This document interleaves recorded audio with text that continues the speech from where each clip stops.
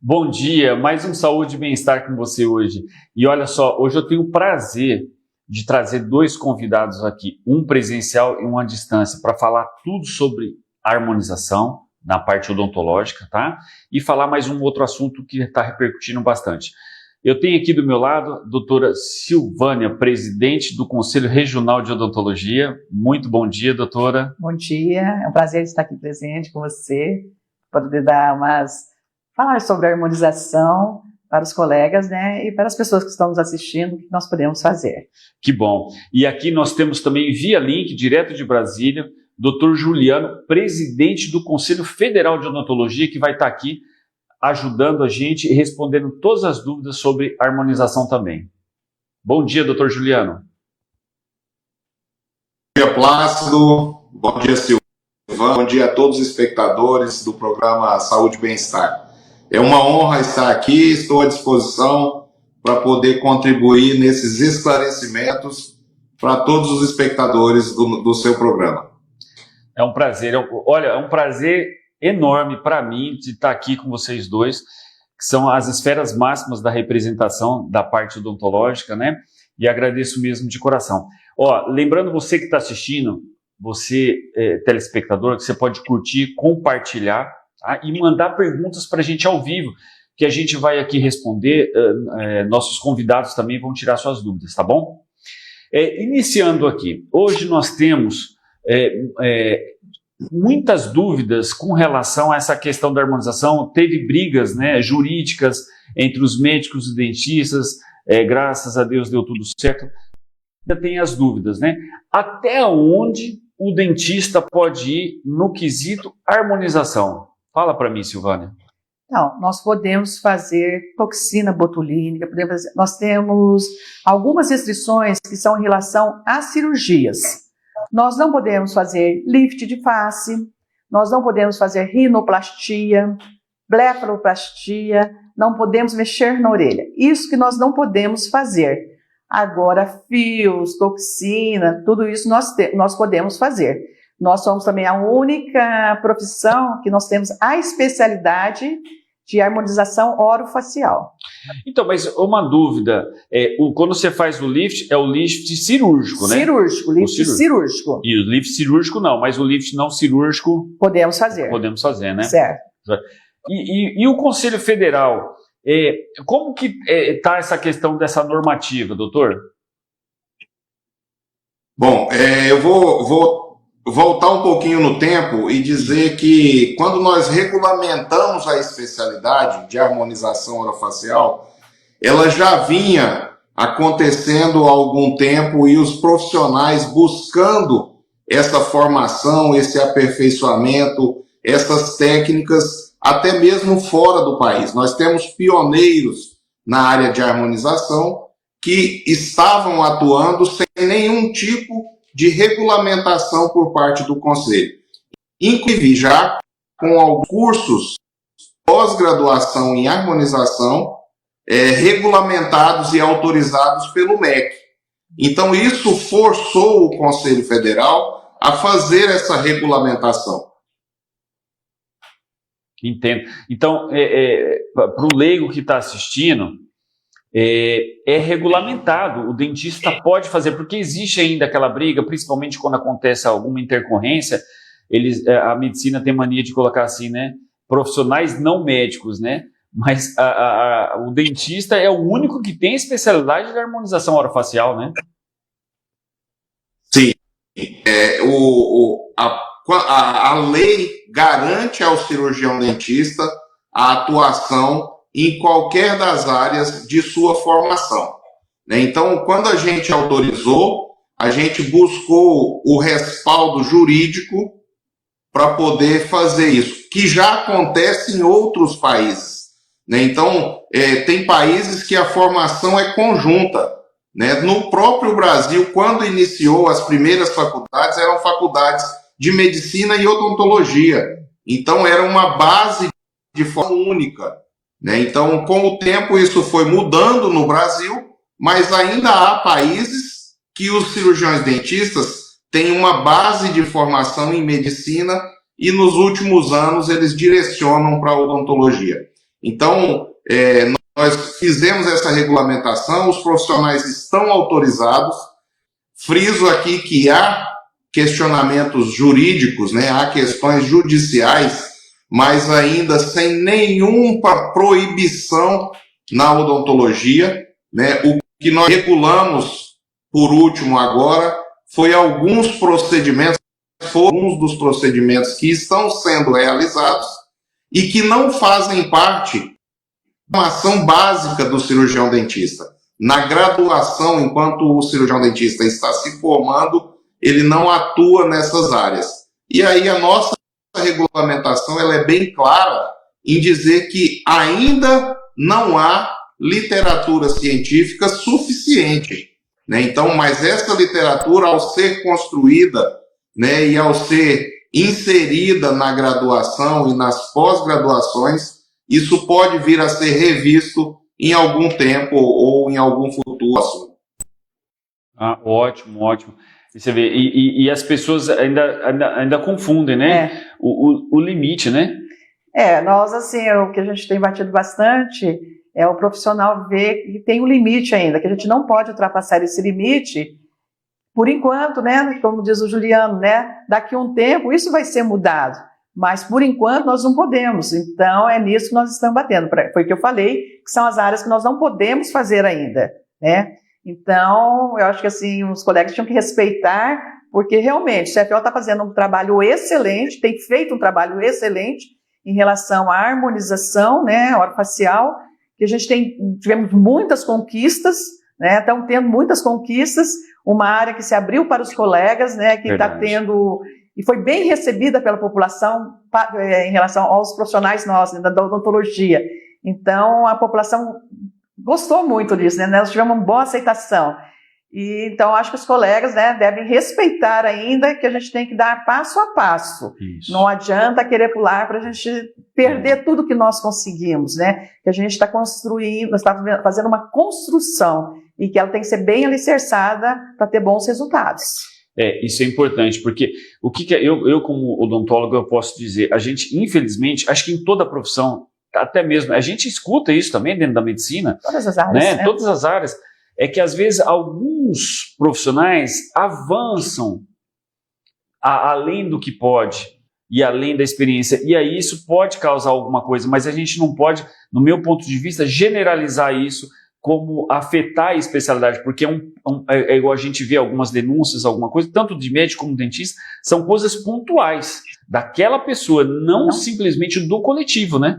Sim, o CFO tem olhado muito isso, tem trabalhado bastante em relação a isso, para não deixar ultrapassar os limites, e tem punições, né, para quem está fazendo isso, porque as pessoas têm que respeitar quais são as nossas resoluções, né? Acho que tem que andar tudo certinho, que nós só temos a ganhar com isso. Porque a lei é um parâmetro de onde você pode e de onde você não pode, para que você respeite, né? E você está respeitando o teu próximo também, de uma certa forma, né? Sim, sim.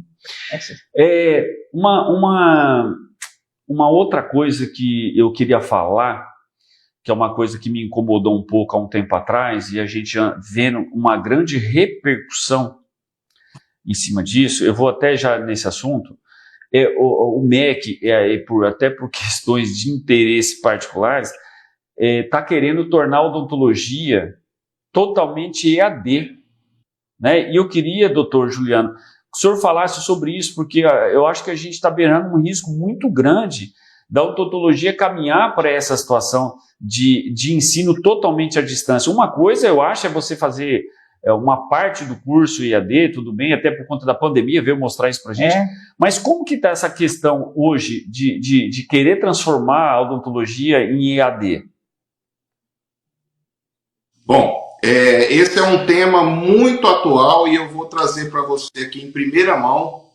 Ontem nós tivemos a última reunião prevista de um grupo de trabalho que foi instituído pelo Ministério da Educação. Das 4 profissões que estão discutindo, que é odontologia, direito, enfermagem e psicologia. Ontem foi a última reunião da odontologia. E nós saímos dessa reunião com uma sensação muito nítida de que todos os atores que participaram dessa reunião são contra a educação à distância em odontologia, o curso de graduação. Porém, há um interesse muito forte de grupos grandes, que são intitulados grupos educacionais, mas que eu, na reunião, nominei como grupos financeiros, que têm ali o interesse de ganhar dinheiro, né, em aprovar essa educação à distância na odontologia. Então, a gente sabe que as ferramentas estão cada dia mais possíveis de fazermos reuniões online, como está acontecendo aqui agora, à distância e tudo. Mas formar um profissional de saúde nessas condições aqui é ainda impossível. Eu não posso dizer que será sempre impossível, mas hoje, no estágio atual de tecnologias, da ciência e de tudo, é impossível formar. Nós deixamos esse recado ontem com muita clareza no grupo lá de estudos do MEC, que para o Conselho Federal, para todas, por unanimidade, todas as entidades de odontologia são contra essa modalidade. Então, se fizerem isso, vai ser um atropelo de toda a opinião pública, dos atores, dos responsáveis pela odontologia no Brasil. Então, nós citamos lá exemplo que nenhum outro país do mundo tem essa modalidade de ensino na odontologia ou na medicina, né? Óbvio, há espaços, há aulas teóricas, há conteúdos mínimos nesses cursos de odontologia e medicina que podem ser feitos. Há, sim, a parte teórica, um pequeno percentual dela pode ser feito à distância. Mas a parte prática, a parte de relacionamento com o paciente, isso é impossível de ser ensinado à distância. Então, nós acreditamos que o governo federal, o Ministério da Educação, vai ouvir, né, as entidades da odontologia e não permitir que seja dado um viés única e exclusivamente financeiro para a graduação em odontologia. É complicado, né? Pode falar, Silvânia. Não, hoje se fala tanto em humanização. Como que vai ter uma humanização, o aluno aprendendo em EAD? Como que ele vai ter esse atendimento, o trato com o paciente, saber como lidar? Isso sim, estou falando só da parte de humanização, fora a parte mesmo técnica do aprendizado, né? E eu tenho conversado com quem eu falo, quando eu falo da odontologia EAD, eles perguntam, né? Que absurdo, qualquer pessoa, né? Todo mundo acha um absurdo. Eu falo assim, não só com colegas, né, com conhecidos, mas às vezes você fala com autoridade, com as pessoas, eles acham um absurdo estarem querendo fazer isso, né? Então, eu acho assim que todo mundo tem que juntar, porque não é só a odontologia, é a população que recebe o atendimento. E essa população também tem que se voltar contra, né? Porque ele que vai receber esse atendimento. Porque ele que vai receber esse atendimento. Então, é isso daí que a gente tem que ter, alertar a população do que querem fazer com o ensino da odontologia, né? Quem são os profissionais que vão atendê-los? Então, a gente tem que fazer um trabalho grande em cima da população também para não aceitar isso, cobrar dos seus deputados, cobrar dos seus senadores, não deixar passar isso, não deixar acontecer. O Conselho Federal, né, ele reuniu todas as entidades ligadas à odontologia, fizemos um manifesto grande, né, em relação a isso. Todas essas ligados à saúde são contra, e o Juliano, porque nessa mesma reunião que eles estão tendo, como é que são todos contra, nós não podemos deixar que o dinheiro vença o que realmente é certo, né? Isso nós temos que trabalhar todo mundo junto para conseguir derrubar. E puxando, chegou uma pergunta aqui para mim, e eu vou querer que o Juliano responda e você também debater sobre isso, porque assim, o leigo, ele não entende muito isso.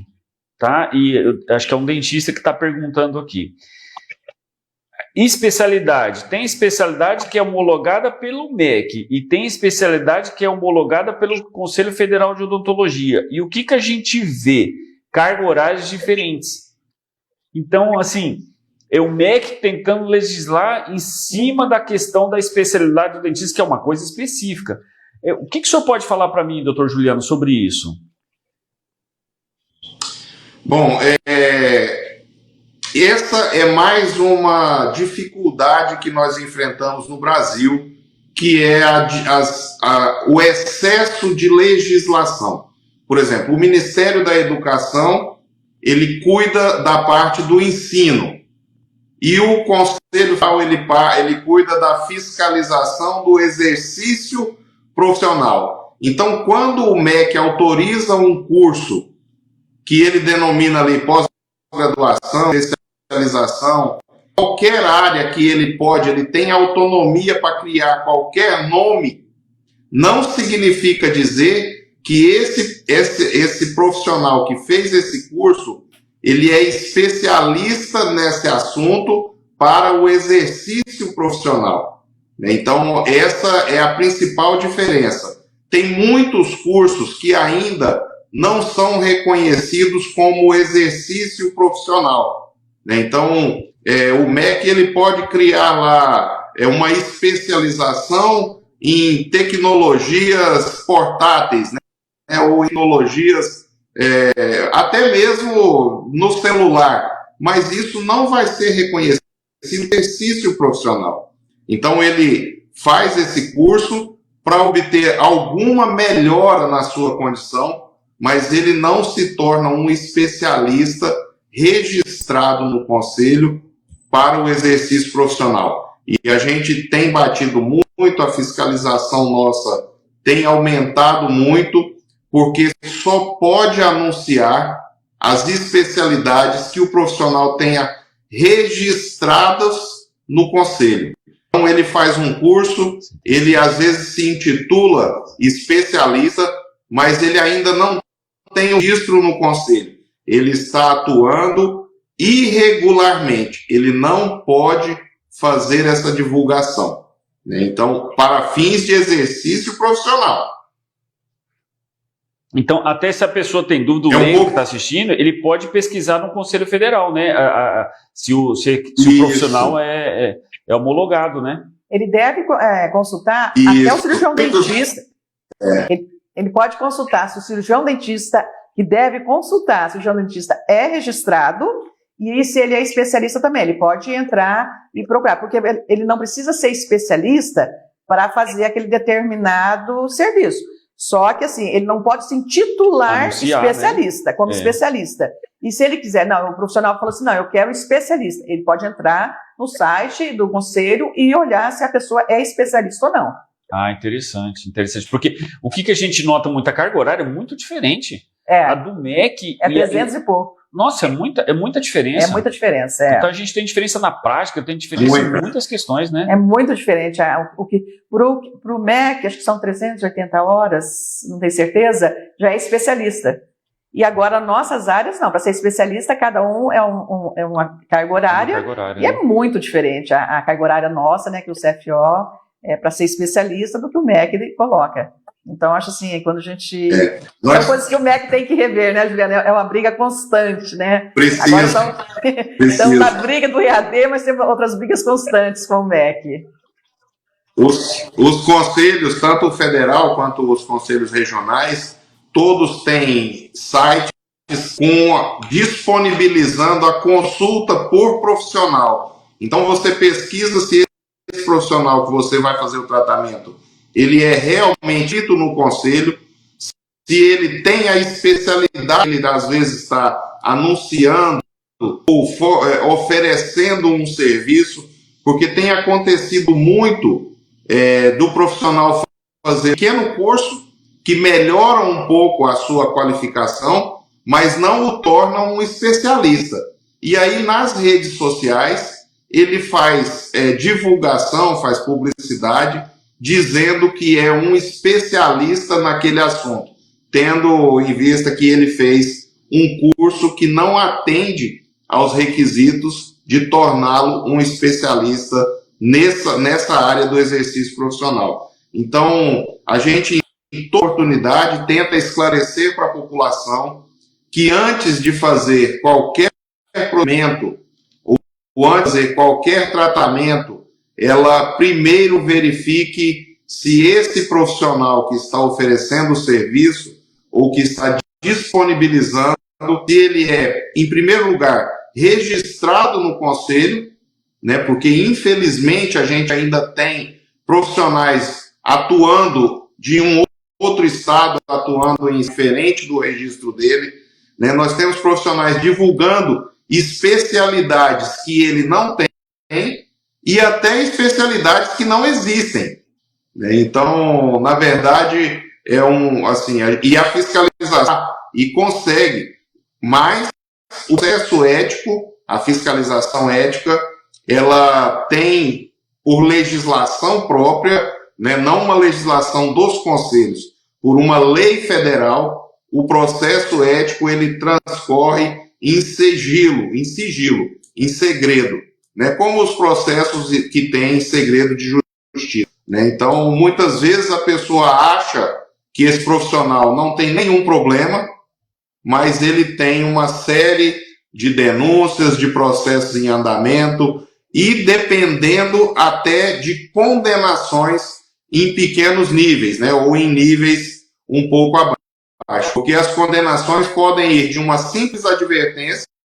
até a cassação do exercício profissional, dependendo da gravidade do que ele estiver, da infração que ele estiver cometendo.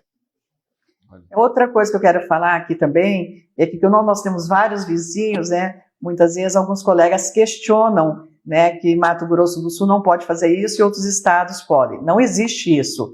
A nossa lei maior é o Conselho Federal. As resoluções nossas é Conselho Federal em relação à ética. A gente tem uma certa liberdade, mas não liberdade nessa parte, né? Os conselhos, a lei que rege, as resoluções são federais, né? O Conselho Federal. Nós não temos, meu estado aqui, nosso estado, a gente não pode mudar uma resolução que se sobrepõe ao federal. Então, deixar isso bem claro, que a gente tem muito questionamento aqui no estado em relação a isso, né? Então, assim, deixar bem claro que não é uma resolução nossa não poder fazer as coisas, é uma resolução federal, né? Que todos têm que cumprir, o Brasil inteiro.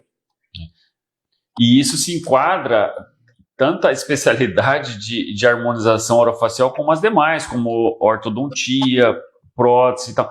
Então, as pessoas têm o leigo acaba não sabendo muito disso, né? Acaba deixando. Por exemplo, vou dar um exemplo aqui, que já chegou perguntas aqui. Por exemplo, hoje nós não temos homologado a especialidade de odontologia do sono, mas o dentista pode trabalhar com odontologia do sono, só que não existe essa especialidade ainda, existe na medicina, né? O doutor Juliano pode explicar isso um pouco, porque tem ouvinte aqui já perguntando, dentistas perguntando, nós podemos atuar na odontologia, por exemplo, eu trato de sono há mais de 10 anos, 15 anos, mas não existe uma especialidade homologada, assim como não existia harmonização, né? E hoje existe. Explica isso um pouco para as pessoas que estão me perguntando, doutor Juliano. Esse tema, há pouco tempo atrás, ele foi bastante discutido nas reuniões do Conselho Federal, com os conselhos regionais, nos grupos, né, nos nossos encontros de todos os presidentes de conselho regional com o Conselho Federal. E essa pauta é uma pauta que ela está em ebulição na classe. E eu sempre faço questão de dizer que a ciência ela não é estática. A ciência evolui todos os dias. E a odontologia é uma das áreas, que mais tem evoluído nos últimos anos em todo o mundo. Então, assim, nós temos visto avanços extremamente significativos na profissão, né? Mas isso acontecendo com muita segurança, com muito respaldo legal, com muito comprometimento dos profissionais. E aí, quando chegou essa demanda da odontologia do sono, a gente fez questão de dizer, no primeiro momento, que ela também não é uma especialidade médica. Ela é enquadrada como uma área de atuação permitida aos médicos. Então, como ainda um estágio inicial dessa atuação na odontologia, em que pese profissionais que já praticam, que já estudem, que já realizam esse atendimento há algum tempo, a gente precisa, como a gente diz já na regulamentação de outros atos, de mais evidência científica, de mais estudos, de mais publicações. Mas proibido não é. Proibido não é. O dentista pode sim atuar, ele não pode se intitular especialista, isso, porque não é uma especialidade. Perfeito, perfeito. Olha, escutei que tem um barulhinho aqui. A gente está chegando no limite do tempo do programa, tá?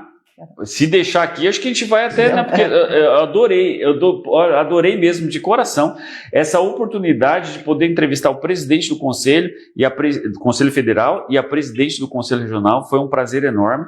Eu queria deixar o microfone aberto para vocês para fazer as considerações finais e já abrir o programa aqui para o que vocês precisarem, a gente poder fazer outra entrevista. Eu vou estar de portas abertas aqui, viu, Silvânia? Juliana, eu gostaria que você falasse, que é uma coisa que eu gosto muito e eu falo, que tem sempre lá no painel de todas as nossas reuniões, que a nossa odontologia é a melhor do mundo. Eu gostaria que você falasse, encerrasse com essa frase que nós temos lá, que é o que eu gosto de falar para todo mundo, mas eu gostaria que você falasse. Não interrompendo, mas já falando, não fazendo propaganda minha, mas olha só, por conta das redes sociais, tá vindo muito paciente de fora para tratar a parte do sono comigo.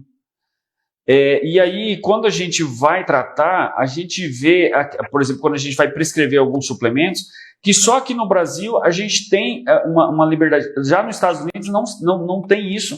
E eu já tive caso do paciente sair dos Estados Unidos, vir para cá, passar uma semana e tratar. E o paciente não tinha tantas condições financeiras, não, mas veio para isso. E a gente começa a ver a odontologia lá fora, ela está muito mais atrasada que a do Brasil. O Brasil está muito à frente da odontologia.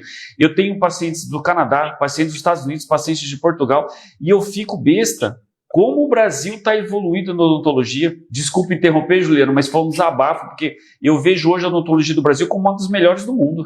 Não, então, Juliano, a gente acha isso também. A gente tem muitos colegas aqui que nós conversamos que tem muito paciente, né? Eu sei de você, Plástico, você não está conversando, mas tem outros colegas também que têm conversado. E a gente tem, o Juliano não tem um projeto, já nós estamos, né, Juliano, um projeto desse de fazer turismo odontológico, né? Porque a gente tem muita gente vem para cá só para tratar de gente. Eu sei de muitos colegas. Aqui em Campo Grande, né? Imagino outros centros maiores, né?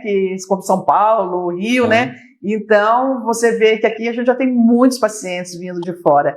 Aí, Juliana, eu gostaria que você encerrasse com aquela frase. Se você pode falar outras coisas, mas aquela frase que está sempre lá no painel, eu acho maravilhosa. Eu sou um entusiasta da odontologia, eu acredito muito na odontologia. Tudo que eu conquistei foi em decorrência da odontologia, então eu acredito muito na profissão. E então ela tem crescido a cada dia, ela tem melhorado a cada dia, ela tem evoluído a cada dia, graças ao comprometimento, à qualificação, à formação dos profissionais. Então, eu vou acelerar aqui, porque você já disse que o tempo está curto. Quando eu digo, eu sempre, desde o primeiro dia que eu entrei, eu sempre reforço que a nossa odontologia é uma das melhores do mundo, e agora, nos últimos tempos, nós temos adotado a frase que a odontologia brasileira é a maior e a melhor odontologia do mundo. E nós temos 2 projetos que nós estamos já em estágio assim de amadurecimento desses projetos, que é a internacionalização da odontologia, criar condições, criar mecanismos para os profissionais brasileiros atenderem ou desenvolver suas atividades em outros países, como aconteceu em Portugal há umas 2 ou 3 décadas atrás. Legal. Então, levar isso para todo mundo. E num outro sentido, criar uma condição, né, ou uma habilitação, ou uma especialidade, ou um pré-requisito, esse nós não definimos ainda, incentivar o turismo odontológico. Quando a gente fala hoje em implante capilar, uma referência mundial é a Turquia. né? Então, por que não os profissionais brasileiros se prepararem, né, estarem prontos para receber o turista que vem ao Brasil, curtir as suas férias, curtir as maravilhas que o Brasil tem, e num dia, ou em 2, ou em 3, ele fazer algum tipo de tratamento com um profissional que domine uma segunda ou uma terceira língua estrangeira, que tenha condições de receber esses pacientes e oferecer para ele o que há de melhor na odontologia mundial, que é a habilidade dos profissionais brasileiros. Então, nós estamos fortemente trabalhando para que isso seja possível em um futuro breve agora. A gente fazendo a divulgação nos países, participando de feiras do turismo e oferecendo o turismo da saúde bucal, o turismo da saúde odontológica no Brasil, como um complemento nas viagens que já acontecem aos milhares e que movimenta bilhões de dólares no Brasil com o turismo em outras áreas.